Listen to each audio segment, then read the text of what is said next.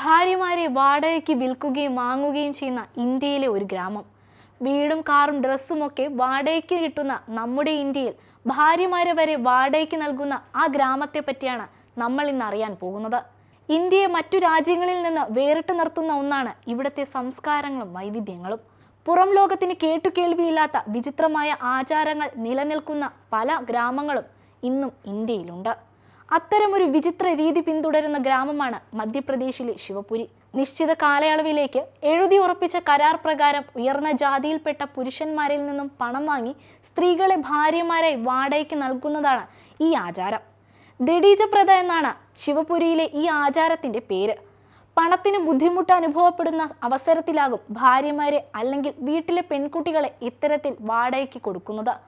മുൻകൂറായി പണം കൈപ്പറ്റിയ ശേഷമായിരിക്കും ഭാര്യമാരെ വാങ്ങുന്ന ആൾക്ക് ഏൽപ്പിക്കുക.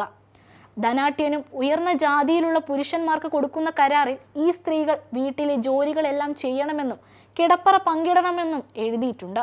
1 മണിക്കൂറാണോ അല്ലെങ്കിൽ എത്ര ദിവസത്തേക്കാണ് ഈ കൈമാറ്റം എന്നതിനെപ്പറ്റി കൃത്യമായ വ്യവസ്ഥ ആ കരാറിൽ ഉണ്ടാകും. കരാർ അവസാനിക്കുന്നതനുസരിച്ച് തിരിച്ചു ഭാര്യമാരെ ഏൽപ്പിക്കേണ്ടതുമുണ്ട്.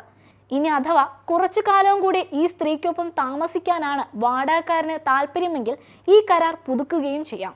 മംഗല്യസൂത്രമണിഞ്ഞ് നെറുകയിൽ സിന്ദൂരം ചാർത്തി സാരി തലപ്പ് കൊണ്ട് ശിരസ് മറച്ച് പരമ്പരാഗത വേഷമണിഞ്ഞ സ്ത്രീകളെ ശിവപുരിയിലെ വാർഷിക ചന്തകളിൽ കാണാൻ സാധിക്കും. കലങ്ങളും പാത്രങ്ങളും നിരത്തി വെച്ചിരിക്കുന്നത് പോലെ വിൽപ്പന ചരക്കായി സ്ത്രീകൾ നിൽക്കുന്ന ആ കാഴ്ച മറ്റെവിടെയും ഉള്ളതായി അറിവില്ല. സാമ്പത്തിക ശേഷി അനുസരിച്ച് ചന്തയിലെത്തുന്ന പുരുഷന്മാർക്ക് ഇവരിൽ ആരെ വേണമെങ്കിലും തിരഞ്ഞെടുക്കാം. പല കാരണങ്ങളാലും വിവാഹം നടക്കാതെ പോകുന്ന പുരുഷന്മാരാണ് ഇത്തരത്തിൽ വാടക ഭാര്യമാരെ തേടിയെത്തുന്നത്. 10 രൂപയുടെയോ 100 രൂപയുടെയോ മുദ്രപത്രത്തിലാണ് കരാർ എഴുതുക. കരാർ തുക 500 രൂപ മുതൽ ലക്ഷങ്ങൾ വരെ ആകാറുണ്ട്. ഇനി കാലാവധി കഴിഞ്ഞ് മറ്റു സ്ത്രീയെ വേണമെന്ന് തോന്നിയാൽ അടുത്ത വർഷത്തെ ചന്തയിലെത്തി പുതിയ ആളുമായി കരാർ എഴുതി പണം നൽകി സ്വന്തമാക്കാം. ചന്തയിൽ വാടകയ്ക്ക് നൽകുന്നത് ഭൂരിഭാഗവും വിവാഹിതയായ സ്ത്രീകളെ ആണെങ്കിലും ചിലപ്പോഴൊക്കെ അവിവാഹിതരായ പെൺകുട്ടികളെയും ഇത്തരത്തിൽ വാടക ഭാര്യമാരാക്കും. വിവാഹിതയായ സ്ത്രീയെ കച്ചവടം ചെയ്യുന്നത് ഭർത്താവാണെങ്കിൽ അവിവാഹിതയായ യുവതിയെ നൽകുന്നത് അച്ഛനോ അമ്മാവന്മാരോ ആയിരിക്കും.